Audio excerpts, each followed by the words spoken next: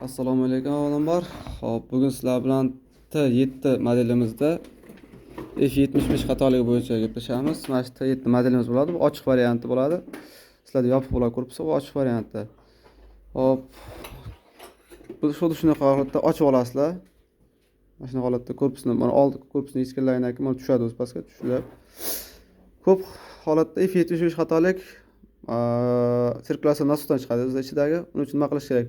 Min satverkada mana narsa ochiladi. Min satverkada biz hozir ochib ko'rsatamiz. Xo'p, mana ochib oldik. Mana qanaqa narsa bo'ladi?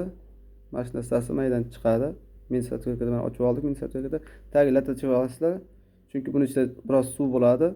Shu suv tushmasligi uchun, plata etmasligi uchun latta chiqib olasizlar. Bu bo'lgandan keyin buni ham ichiga min satverka tushadi. Bunday qilsang ariqchasi o'zi min satverka tushadigan. Ariqchasi mana tushdi. Tushgandan keyin aqa-baqa buraysizlar buni. Burganlarida mana ovozi ham shir chiqyapti. Ichida parraga bo'ladi. Parraga aqa-baqa aylanadi. Mana yengil aylanish kerak. Shu holat bo'ladi. Bo'ldi. Qaytadan buni yig'ib qo'yasizlar. Xo'p, mana yig'ib oldik. Yig'ib olgandan keyin buni qaytadan ishga tushirasizlar. Yoqib, buni birga tushirib, resetga bosasizlar. Ishlab ketish kerak. Agar bu birinchi holat. Agar bunda ham ishlamasa, значит mana bunaqa datchik bo'ladi. Bu datchikdan chiqadi. Bu datchikni 3 sharoitda to'g'rilab bo'lmaydi, usta chaqishlaringiz to'g'ri keladi.